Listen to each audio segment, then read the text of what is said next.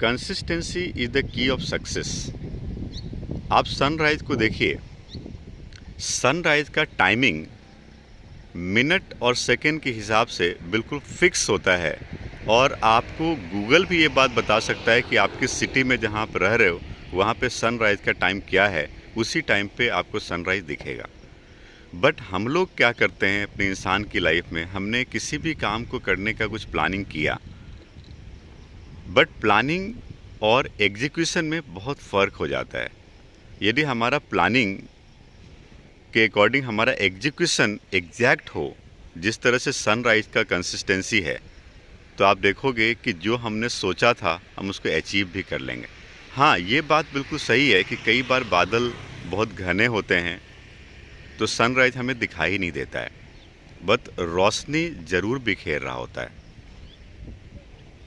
कई बार हम लोग कुछ काम करते हैं तो उसका डायरेक्ट बेनिफिट, डायरेक्ट फ़ायदा हमें दिखाई नहीं देता है, बट वो लाइफ में कभी ना कभी कहीं ना कहीं हमें पे ज़रूर करता है।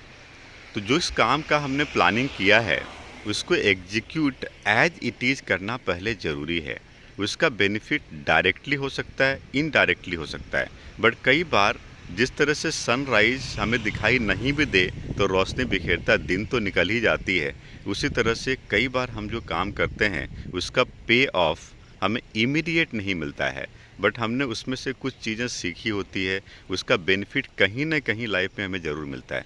तो मैं एक बात समझता हूँ, इस बात को अपने एक्सपीरियंस से, कि इंसान का ज़िंदगी में किया हुआ कोई भी काम बेकार नहीं जाता, कहीं ना कहीं पे ज़रूर करता है।